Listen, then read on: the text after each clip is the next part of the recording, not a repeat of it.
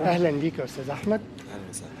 النهارده هنزور معاك معبد الدكة، وده هيكون من خلال فيلم عودة الغائبة. وعايزين نسألك شوية أسئلة كده اتفضل. تدخلنا في مجال المعبد ده. المعبد موجود قدام بحيرة ناصر. مظبوط. هل يا ترى في المنطقة دي من بحيرة ناصر في تماسيح؟ في تماسيح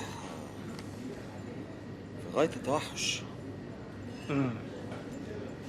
طبعا ربنا يكون في عون الناس الصيادين اللي هناك.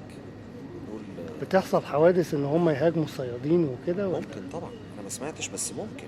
انا مم. شفت، اتذكر من كام سنة لما كنت في المعبد ده مم. في تمساح سحب جمل للمية. تمساح سحب جمل؟ كان الناس اللي قاعدين هناك جايبين معاهم جمل، اه تمساح طلع على الشط وسحب الجمل من رجليه للمية.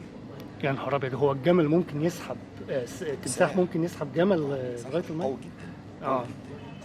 سحبه بأسنانه مهم. وسحبه برجليه. وما قدروش ينقذوا الجمل ده؟ عملوا المستحيل عشان ينقذوا الجمل وما عرفوش. وانا فاكر حتى الجست اللي كان معانا كلنا في المركب قعد يصور المشهد ده، كان مشهد مش طبيعي يعني. سحب.